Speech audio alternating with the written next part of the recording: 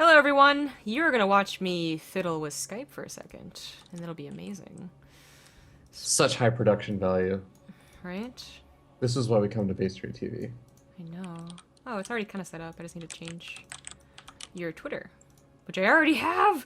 Oh, I'm so prepared! You're not just gonna do like the literal like paint scratching out Rifkin or something and like write into your deck.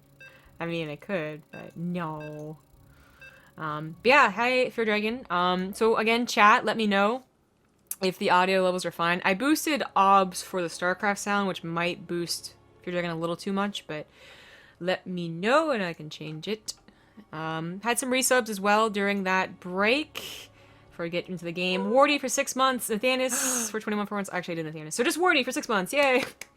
That's so funny. I just resubbed to Wardy for 6 months like 3 minutes ago. Okay, sorry. Coinkadink. Yeah, we are into the next best of 5. Drogo versus SortOf. First game of the series. The top right as the, oh, cheesy red Zerg. He is SortOf. And in the bottom left-hand corner, we have the blue Protoss player from Team MYI. It's PtitDrogo, because that's the only pronunciation that annoys them. Okay. Here My I'm understanding is that, trying so like, hard not to annoy him, and he just whatever. Yeah, I mean that's the way I roll. All right, if I'm not annoying a player with my pronunciation of their name, then I'm doing it wrong. If I were around during the era of Idra, I'd be calling him Idra. Oh, just like Artosis. Yeah, exactly. Makes sense. You gotta show the players who's boss, okay? You gotta show them the casters are in charge, okay? Yeah, there's not enough feuds between casters and players. You're right. Absolutely. Need more. But you were talking about this early pool coming out from SortOf. Yeah, I found that very interesting. I feel like we don't see this as much as we used to, and even back in the day, it wasn't like common, right? Like not like ZVZ. But to do it on Dusk Towers, I guess predicting Drogo to go for a bit greedier of a build, and that's certainly what Drogo did. He went for a Nexus first. So he gets on top of this pylon, and things can already start snowballing pretty hard. Oh, look at this clever little... Oh, look at that. That's so clever. Lings. Oh, avoids the probe. Yeah, they buy like an extra 8 seconds, because of course the probe's gonna get in here and see that soon enough, but still, that's an important 8 seconds. It's really important, because I actually think it's going to be even maybe a little bit more than that. Is like, yeah, the probe now finally sees everything, but the probe at the main base is finally going to throw down the Cybernetics core. It doesn't actually have enough money for another pylon, though, so the Zergans are going to get in. Oh god, I don't know why he brought his probe back. That was certainly a mistake. He might have just barely had enough for the pylon. He does put it down now. He's up further reinforcements, but has to pull the probes here. This might not go so badly depending on his probe micro. 5 went down. That isn't terrible. It definitely could have been worse. And I think another really nice thing about it is that one of the big fears you have when the Zergans get in is that they don't actually just try and A-move onto the probes the entire time. They actually start trying to run away, and you keep 1 or 2 of them alive and actually deny any kind of tech from going down for a while. So by being able to clean up all the Zergans, that actually does alleviate a lot of the headache. Yeah. This, I would say, is probably the best case scenario for Drogo. What's kind of odd is that, like, the Nexus first looks like the scariest thing you could ever do, and in an ideal situation for the Zerg, it is. They get on top of the pylon, you don't pull the probes fast enough, then they get on top of the probes, they get snowballs, right? But the way that Drogo handle it, you know, this isn't denied. The Cybernetics core is still rolling along, so Warp Gate isn't you know, pushed back. The Nexus provides that double chrono boost, double probe production anyway, so even if you lost 10 probes, he still would have a decent shot at coming back, and it's SortOf that really has to bounce back here for a little bit, and he is. He got a natural, he got a third base real quick. Yeah, the only thing is that he's sort of low on gas right now, and is not really going to have a lot of answers to potential Oracle opening, or even just, I guess, a very fast lair. His lair is going to be super delayed, which I think is going to be a big problem. And even right now, he's not doing what I think some Zerg players like to do, which is like kind of double gas it up. And I kind of understand why. He doesn't exactly have the drone count to mine off of 2 gas geysers, but it really does delay things. Yeah. Thanks to Gamer9Sam for the 7-month resub. I suppose that's how you say it. Oh, it's gonna be a Phoenix opening instead. I find that really interesting. Like, I don't hate the decision, but I do just generally feel like whenever I see a Protoss that's up against a Zerg player that has like delayed tech or something, they just end up going for the oracles. I actually wonder if oracles are going to be less common with the Phoenix buff, or the Queen buff. Yeah, that's kind of a question I think on everyone's minds, is how much is the Queen buff affecting versus Protoss. But I have to really quickly point out, besides the Overlord dying here, I thought the creep bug was fixed. I was trying to make a video showcasing the creep bug transparency, but yeah, it's still not fixed. I see it right there. God damn, friggin' Fernagan. I don't actually see it at all. If you go to exactly, like, if you put the ridge of Drogo's base over the minimap creep of SortOf, you can just barely see the transparency if you look really closely. Anyway, it's there, and yeah, that's something I wanted to pinpoint. So I'm glad I know it's still a bug. I will be reporting that first thing at the summit. Swear to God. Because I really don't think it's what switching that's transparent. Okay, let's talk about balance here. Does anyone have a... I have a complaint! I have 2 complaints. The assimilator has too much health. Oh, God. Yeah, that's what I'm bringing up at the summit. It's I so glad they enjoy my invaded gas me. steals, alright? Let me have them. Just let me keep them. God, no. But in a more serious topic, I think the Phoenix opener is the one that guarantees the most safety and map control. You could go for Resident Glaives and Adepts. You could go for a War Prism, even, you know, like a faster Robo.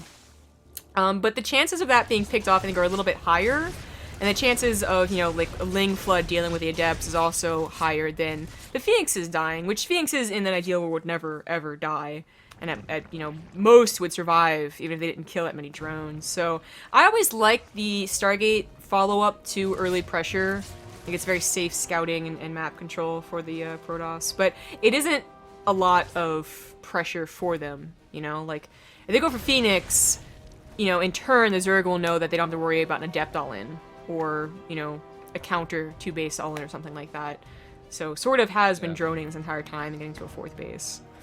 I think a really big part of it is just that whole idea of whenever you have the pressure being put on your opponents, you also have your units in their face, which kind of, especially with like Phoenix, which is flying around between the bases, like you get a good idea of the tech. So he's going to be able to scout out when the Hydro stem goes down. He's going to be able to see if there was a really fast tech up to lurkers. Like I say, as he's like literally inches from the Hydro stem. I mean, he could probably maybe assume it or something at this point, but you know, nice to always get the confirmation for real.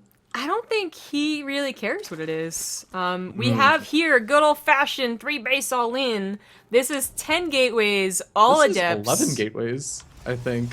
2 plus... Oh, you're right, yeah. Okay, so I feel like it's usually 10, but 11, whatever. All in with nothing but Adepts will take down Lings, Hydras, Roaches, if they don't have enough Roaches, and even Banelings, if you split well. It's actually a very difficult all-in, I think, to scout, first of all, unless your Overlord comes in here, but the Phoenixes are taking care of that. And second of all, I should get enough numbers to deal with it, so Drogo is probably going to win with this. Yeah, I was gonna say small things like seeing that the Robo doesn't actually have any units coming out of it may have been like a small reveal, but the Zerg actually that was in the 3rd expansion didn't see that. Now he's finally gonna see the massive Adepts, and he's gonna see the giant warp-in of how many Adepts is that? That's 12? Actually, that's only 11 Adepts. I mean, that's not even the full breadth. Yeah, but look at look at what they're gonna do against the Hydras. The Phoenixes can even help out here. They can pick up. They can take care of the Queens. Drones are pulled because SortOf knew what type of situation he was in, and this doesn't go as badly as I would have thought. A couple of the Hydras were able to run away from the depth shade, and the drones kept them in place for a little bit longer. But remember, this is 11 gateways off of 3 base production, almost fully saturated here. So it's also coming down to just numbers and production after a while, but SortOf might just have that production. Yeah, I'm a little bit worried though, because you see he has exactly 5 queens and he's got all of them pulled. But I think, as you were saying, yeah, the Hydrals are definitely starting to add in that. And I think at this point, the queens themselves, yeah, they can go back to large injecting. Wow. GG. That is like the first time we've seen with almost ease someone deal with that. The amount of Hydras that SortOf was able to get in general, but also off the back of an early pool that really didn't do so much, is kind of amazing. And he takes the first game. That actually really makes me wonder, like, was it just that the Phoenixes didn't really do enough damage and, like, SortOf was able to kind of get away with all the greed that you were talking about he wanted to earlier? Or what? Because, like, normally you would have said, okay, 5 workers killed at the beginning of the game with the early pull. I think that we were kind of in agreement, like, it's sort of like an okay place for PtitDrogo. It's not, like, the worst place, but it's also not the best place. Yeah. Yeah, I thought that Adept All-In was going to absolutely wreck, sort of, but he did get to a very high drone count pretty quickly. 4th base at a more usual time than I would have expected from an early pool. And maybe Drogo should have, you know, kept his build a little more secret. He did push in when it still hadn't been scouted quite yet. Maybe a second round of Adepts, he did a little bit more, but there's just a lot of Hydras. And that drone pool can't be underestimated. Keeping those Adepts in place so the Hydras can freely shoot from their longer range, it's a pretty big deal. Otherwise, Hydras go down really quickly. Yeah, I do want to give a huge thank you to Finalis. Thank you so much for resubscribing for 24 months in a row. Oh my god. 24 months is a long time. Yeah. What is 24 months? Oh, that's 2 years. 2 I was like, years. that's a special number somehow. Yes, it is. Yeah, so the other semifinal that's going on, I believe that's cast by at least Pewee, but, you know, probably everyone else, basically. Yeah, just us and the French casters in here. It's Showtime versus Bly, which should be a pretty good PvZ to watch. If you guys are Yeah, interested. I have it pulled up on Wardy's stream right now because I just kind of have that going on in the background so I can see what's happening, and it looks like a really fun match. There's like Overlord Zergling drops. There's like a fairly large number of Phoenixes like trying to hunt those Overlords down. It's on Dust Towers also, so pretty cool. 2 ZVPs going on right now that are pretty fun. Yeah, poor Terran. Finally kicked out entirely. Yeah, I'm okay with it. Shut up, man. Swear to God. You missed my Terran bias. Bring Rifkin back. And the counterbalance that BaseTradeTV needs. Yeah, we just need some Zerg salt in here and it'll be perfect. Actually, I was the perfect balance back in like Heart of the Swarm. But now you guys are pretty okay with Protoss. Now it's like Zerg. Yeah. No, I mean, we really are less salty. I hated how Protoss played. It didn't matter if they were winning or not. I thought they were stupidly played. I really like Protoss a lot better than Legacy of the Void. Anywho. Second game, Frozen Temple in the bottom right as the Red Zerg and leader in the score. It is SortOf. And up in the top left, we have the blue Protoss player from Team MYI. It's PtitDrogo. We gave up and like I've been trying to be fancy with like a somewhat like croissant French accent with his name. Rifkin just give up. He just always calls him Drogo. PtitDrogo. And you're like, PtitDrogo. Hey there. That's like I have a friend who is kind of a weeaboo. He's like totally a white person, but he actually like went to Japan, did like teaching for English and stuff over there. And I just love to annoy him because I'll go up to him and be like, arigato gozaimasu. Oh Sumimasen. Like, it annoys the hell out of him. It's like the most fun thing ever. That's the worst pronunciation I've ever heard. Like, that took some effort to make it No, that I bad. worked on it. I actually had to, like, develop the mindset to read those words improperly. Yeah, damn, that's impressive. I think Drogo missed this base, by the way. He probably assumes, though, that spawning pool time means there's a hatchery somewhere. Yeah. Well, luckily for him, there's no gold expansions on this map. It's not like Prime Terrace was like, which gold did you take? Yeah. What gold bases are left? Invader has some, but people don't really take them that easily. Technically, Ulrina does. Ah, yes, you're right. We saw Snoot try and take one of those. It was really weird. I saw Nobergard play a ZVZ. That was just like the most, what the hell is going on? Like, crazy weird base race, like ZVZ with gold expansion taken, and I don't even know. Sounds about right. Yeah, I know, it's like, it was a Nobergard game. Yeah. Well, this is very common. So yeah, he knows there's a hatchery. We did see someone take their natural, second hatchery over here, which is not so natural. I forget if that was like Bly, I want to say. But it is becoming more and more usual to see it taken as their third because they just suspect the pylon block. It's really not that big of a deal. Even though Frozen Temple, you kind of are expanding towards your opponent and it's kind of a small map, it's really not as fearsome as it used to be, you know, to expand towards a Protoss. Because basically, Heart of the Storm, expecting the 2-base all in, expand towards a Protoss, he messed up, but not so much in Legacy of the Void.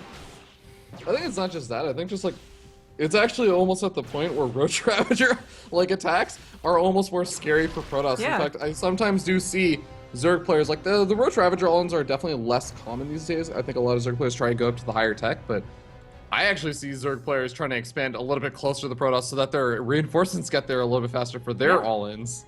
I would agree with that for sure. And like that's why Bly took this base, I think it was, or maybe it was this base, I forget. It was this base. Yeah, because he got creep spread to like here versus the Protoss very, very quickly and was very aggressive with Roach Ravager. So I would definitely agree. I think a 2-base all-ins or well, 3-base all-ins, I guess, from Call Zerg the is 2.5. You don't yeah, saturate 2.5. Yeah, whatever. Is scarier than the 2-base all-ins from Protoss. But speaking of 2-base, well, it's not an all-in, although I guess it could form into one. You know, bring some Archons with it. It is 2-base Dark Shrine, so pretty damn quick. SortOf doesn't have many means to scout this though, and he really didn't do a great job scouting last game, despite winning it eventually. But I mean, his lack of scouting is actually going to start to benefit him because he doesn't know what's coming out, so he's actually giving him Spore Callers that could deal with both Dark Templar, but also the Stargate play. So he's just playing really, really safe behind this, and I think that's actually going to work out rather well. The only thing is that his Lair Tech is, well, his Lair Tech isn't super late. In fact, Lair Tech will actually probably be close to done by the time the Dark Templars actually get to the other side of the map. Yeah. He's also banking a little bit on whatever it is to show itself at the 3rd base more than anything else, which I think is not a bad guess. Oracles go to the 3rd base, DTs like go to the 3rd base, but they also might go to the natural. We'll see. Shades might go to the natural. Going to the main, no, cancel. Yeah, Lynn's already there. Yeah, I think just forcing out some units is also going to be really good. But I guess one really important part about this is that he sees that there are absolutely no roaches. There are no banelings. It's just pure Zergling. And I think that PtitDrogo is probably not going to feel great about the fact that there really isn't much other tech besides just Zerglings and banelings. He feels like he's going to have to do some sort of damage over here because otherwise sort of just getting away with a lot of greed. Just about his counterattack set up, and the SimCity's there's not much else. Adepts go into the 3rd base where all the queens are, so not the best, but the DTs. Wow, a media pull from SortOf. Wow, that was some. Yeah. That was quick.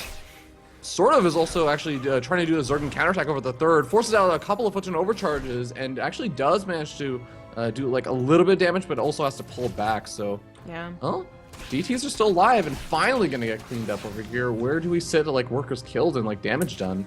8 workers. Not really that bad. I mean, it might have maybe should have been like more like 4 because he did see the drones here. He didn't really pull that quickly in the main, but it was more that he didn't have anything to kill a DT. That's why his links had to come back. Which is funnily enough a lot more time to think the problem than not scouting them necessarily or having detection, especially when you are playing so link heavy for so long. They can sometimes not be enough, but everything kind of mellows out. We got Archons being able to be made now, of course, from those Dark Templars, and they can be very helpful against Ling Floods. We also got Hydras on the way, and very quick Lurkers, I would say. Really quick Lurkers. Yeah, he's on 60-ish drones, and he's getting to a 4th base, but I would say that we're even seeing people push the Lurker Den off until the 4th base is done. This is pretty quick. Like, I mean, this is Lurker Den before he even starts any Hydralisk production, which I think is crazy, crazy quick. I don't think you're wrong on that.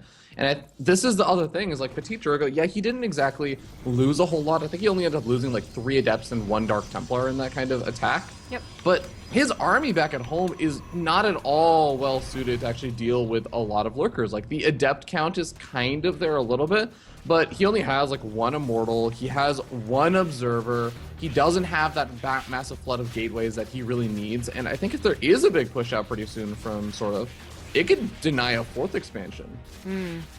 I agree. Lack of double robo is always scary, whether that's eventually going to the Disruptors or just a mass amount of Immortals. Both can do okay, but you do need that number, not just 2 or 3.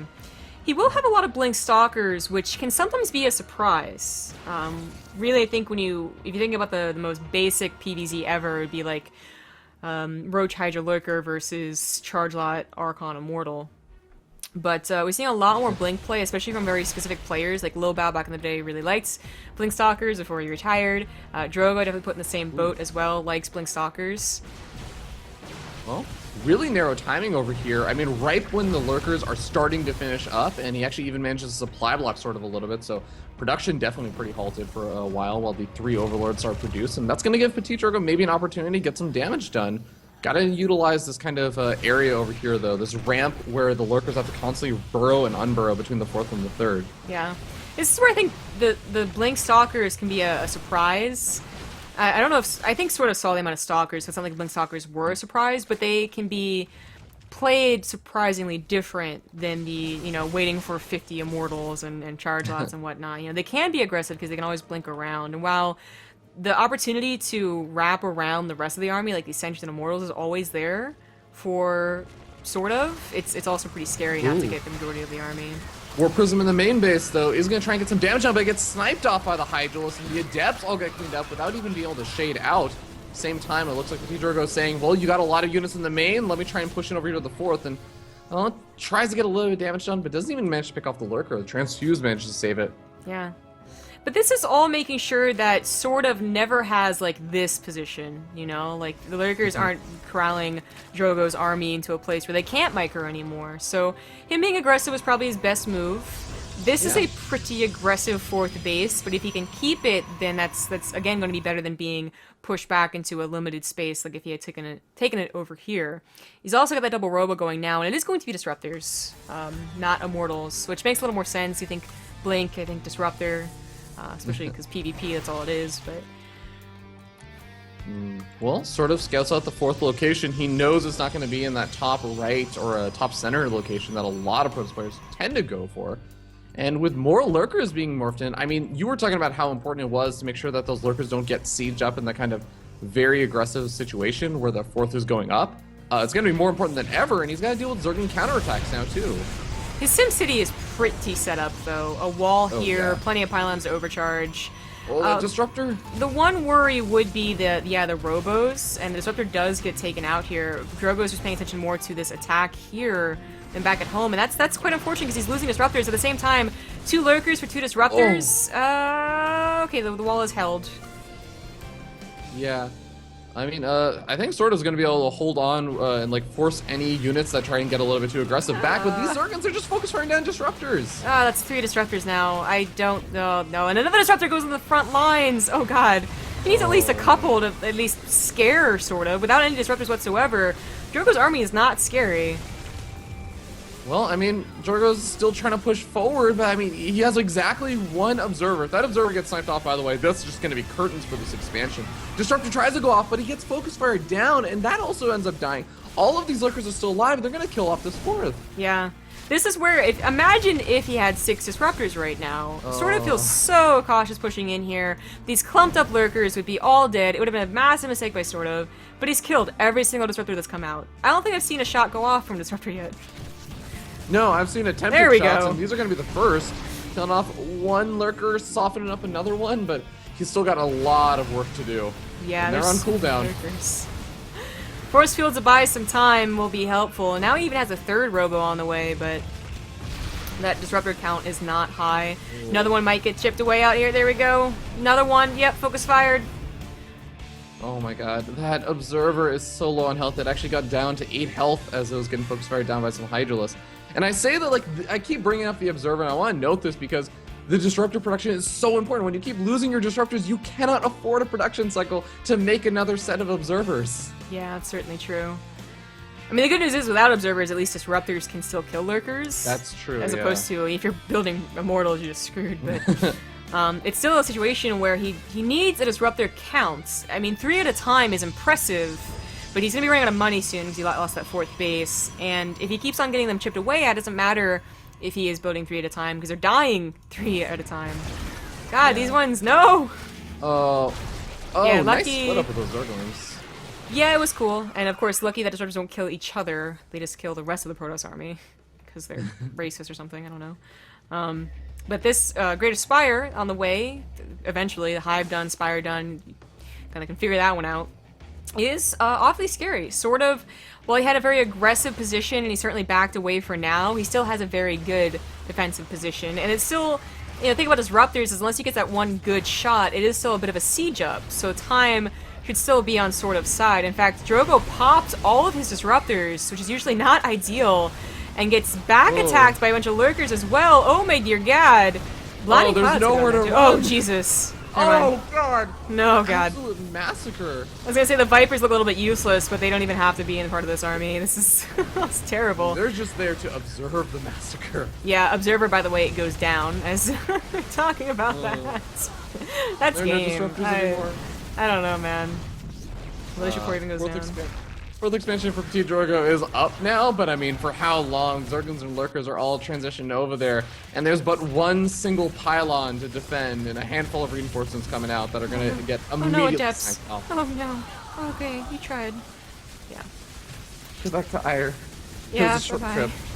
trip. Great Aspire's on the way, and there's not much that Drogo can do here, so it seems like it's going to be a 2-0 lead for SortOf. Now, Drogo did 3-0 Guru earlier on in this tournament, so it's not that his PvZ was terrible, SortOf's just looking very good. Yeah, it has definitely been really, really well played by SortOf, and I gotta say, like, that last game was a little bit weird with the early pool and how things kind of ended up playing out. GG gets called, but this game, I really do feel like he figured out a really, really nice kind of slim timing to get out all the way to Lurker tech without even having to go for like roaches or for banelings, even though he was actually facing off against like a little bits of that adept pressure. So I think really good identification of sort of like predicting kind of what PtitDrogo might be going for. Mm-hmm.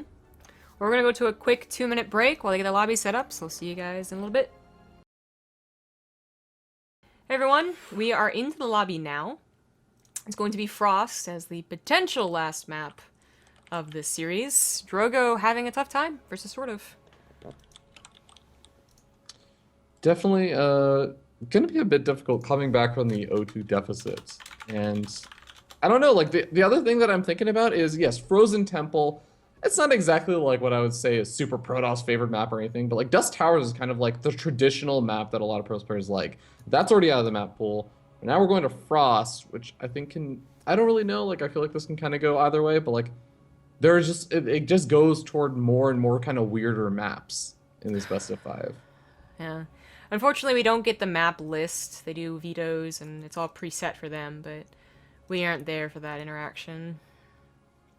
Yeah. I mean, I suppose we could just ask. Well, shut up. Actually, to be fair, I really, like, whenever players are playing in a series, before a series, I'm totally okay, like, joking around with them and, like, talking with them and, like, shooting the shit.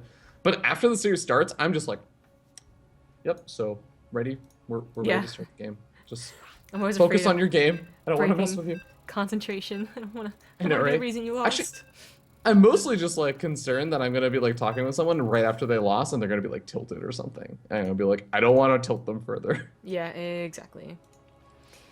Here we go. Let's see what Drogo can do. This is still the winner's bracket, so even if Drogo loses, he'd be going down to losers round 3. I don't know who he'd be facing. Can never understand these brackets. We'll find out, though. Yeah. Sure. Yeah, sure. Yeah. All right. In the top right, on Frost, as the Blue Protoss, he is my Insanity's PtitDrogo. And his opponent spawning up here in the top left-hand corner of the map, we have the Teal Zerg player. He is sort of. Yes, he is. Well, this does not bode that well. Down 0-2 for Drogo. He's had some tilts before because of Zerg specifically, and he has had some tilts even more specifically because of horizontal spawn Frost and the danger of a Zerg all-in on these positions. He's luckily going to be able to scout out exactly where sort of is first, at least. So, gonna have a good idea and see, okay, it's spawning pool first, or sorry, not spawning pool first, hatchery first. In fact, it might even be a 3-hatch. He's saving up a lot of money. He's going for the gas geyser and spawning pool, never mind. So, it is going to be just a pretty typical opening from SortOf. Yeah. But of course, it's that mid-game that Drogo would really want to scout. Or just not let happen. I mean, he could try and go for his own 2-base all-in or pressure again. I mean, he went for the 3-base all-in. It looked like it really should have worked. That first game, I really am surprised it's not currently 1-1, but it didn't. The second game, he went for that Dark Shrine pressure, which did not do enough either, so I don't know what Drogo really, if he's going to mix it up. Unfortunately, Frost, horizontal spawns, I don't think he'd go for a super fast third. That's like the only other thing you Yeah. can do. That's the other thing about this particular map that I think is really kind of weird with these spawns for a Protoss player, is that normally you'd say like, back in Heart of the Storm, I'm gonna expand toward my opponent because that's the attack path that I'm gonna be walking along my units down. And there was kind of like that fear for Zerg players of like, oh man, like I gotta be careful because I need to go in these more roundabout paths. But now in Legacy of the Void, it's kind of like, okay, if I expand toward my opponent, they're gonna have this high ground that I know is gonna get abused when they get like lurkers or hydralists or something. It's gonna be so difficult. I have to make sure they don't get into that position. And then if I grab the other place, then there's like this kind of wide open area that I have to defend. And I think both of them get a little bit weird and awkward to defend sometimes. Yeah, Frost can be a complicated map. I mean, Frost and King Sejong are both pretty balanced maps. They all have their problems, like the tank push on King Sejong and Frost cross spawn is a bit big of a map, so like Nearline Bling is viable on it, but they still were introduced and people were very excited for it because they still looked a bit better than the other maps, like for instance this next upcoming map pool. But yeah, they all have their quirks and their difficulties, and taking a third base is still one of them. Although Protoss is much better at taking a quicker third base in Legacy of the Void, it is still an issue for them more so than, you know, the Zerg player. SortOf here takes a third, no problem. Yeah, well, Oracle is going to be coming out over here for PtitDrogo, and I'm actually just taking a look as a small little update. The other match that's going on in the other semifinal, Showtime versus Bly. Showtime is currently up 2-0, and they are also playing a PvZ on Frost with the opposite spawns. So it's the Protoss player in the top left and Zerg player in the top right instead.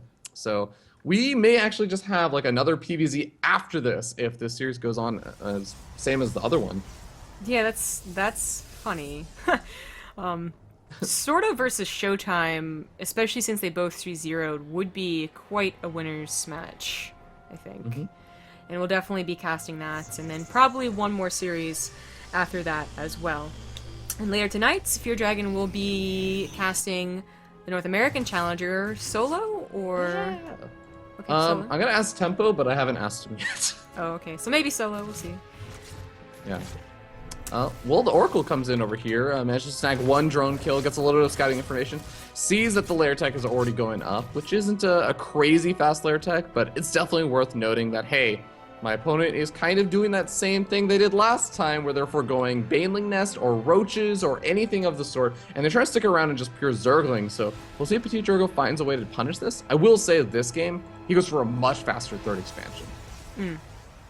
Already got that Robo on the way too, and this is already solidified, but I think with his Oracle scouting especially, he wasn't too worried about losing this anyway, as you said, sort of just, you know, really doing what he can with limited number of units, just macroing up to his, almost to his heart's content. Not quite that 60 drone quite yet.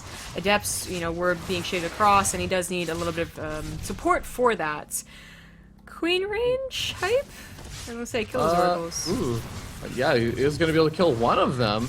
The other one even getting focused back down from so far away. That Oracle, I think, is going to go down. Yeah, and most of these Adepts are too. Yeah, this was not a very effective push, and SortOf really had a perfect number of Lings and Queens to respond to it too. So he immediately goes back into droning, and that's where he's going to hit his 60+ drone count, and then make nothing but units. And Drogo, unfortunately, has to kind of live with that. He's going to lose some sentries too. That's pretty bad. Yeah, I feel like there's kind of just been this sort of mind game coming out from SortOf, where he's sort of like he just keeps going for like these skipping of most of the tech that you need to deal with 2 base Adept all-ins, like the 7-gate Adept with a War Prism or something that I actually just think would just straight up have killed him, because he's committing to a lot of this stuff fairly early on. And what we end up seeing is that PtitDrogo just really wants to try and play this out and grab a third or like get up other forms of tech. And then he just ends up trying to go for this push to punish the fact that there's no Roach Warren or no Baneling Nest, and he just ends up losing most of his units, because SortOf was like, no, you actually waited a little bit too long, or like, this isn't enough Adepts to actually do anything to me. Yeah. It's gotta be a little frustrating for SortOf, almost like the same problem with the Terran vs. Zerg that I've been discussing while watching Snoot and Hero Marine. Can't remember their names. But yeah, the hiders are out, and this is like that point where it's just like, okay, what can he do now? He has a lot of gateways, he's getting a War Prism, and he is going to try and push. Remember, he lost 2 sentries earlier on. He doesn't have much to like back up this push. There's not blink. There's not +1 or +2, which would have been I think much better. It really is just bare bones. Oh, I feel like this push is just gonna get obliterated over here, and yeah, he's having to back up. At least it gets off of creep. Oh, the Warp Prism. But the Warp Prism's gonna go down. Oh boy. Yeah, that was a mistake, and I think sort of he didn't go for the super fast Lurker Gen this time. He really did just build Lings and Hydras, and Drogo did not catch him off guard. Yeah, I mean, some good pullback micro on these Hydralisks, almost utilizing the Force Fields against those Zealots and some of the Protoss army. I think that even with Photon Overcharge, those are going to expire pretty soon, and this army is just looking so scary right now. Yeah, it gets the high ground now, can take care of the Cybernetics core, and yeah, I think it's going to be a 3-0 for SortOf. Yeah, depowers it, and the Protoss army tries to move up the ramp, but the Hydralisks are going to be doing way too much damage, even if half of them are only attacking the buildings. GG gets called. SortOf, taking the 3-0 as you mentioned, and we'll see if she's going to be meeting against Showtime, who's currently sitting 2-0, and looks like he's going for some slightly more successful Adept Phoenix pressure in his game. This. Yeah, right? Yeah, you guys can catch the tail end of that, because we'll be trying to cast the winners, so you want to pay attention to who actually wins over there. It's on Wardy's stream, and everyone else's, I think, but yeah, my cat is like the chillest ever. I don't see how that's Talking about Apollo? Yeah, I don't see how this is comfortable. I gotta be honest. It doesn't make any sense. I already told you so many times yesterday, but like, I'm just feeling less and less of a fan of Apollo. Whatever. Apollo's just like a mean person. He's super cute. He's got that going for him. It's like when handsome people are dumb. Apollo is like the hot blonde that is like a total like jerk to everyone she knows. But everyone lets her get away with it because she's hot. Yep. Cat aside, we will be going to a break while we wait for the finals to get set up. So once again, could be 5 minutes, could be 10. We'll let you guys know. So stay tuned for the rest of the WCS EU Challenger.